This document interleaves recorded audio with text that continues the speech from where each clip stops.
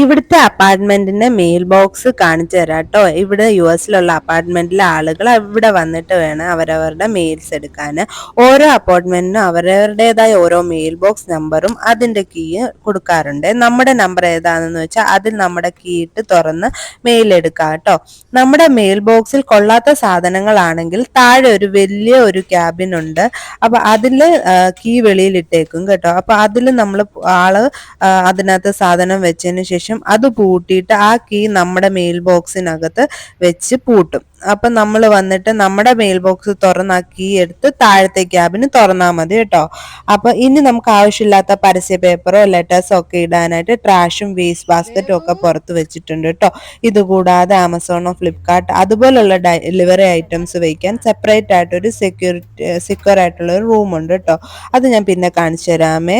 അപ്പൊ ഇഷ്ടപ്പെട്ടോ? Thank you.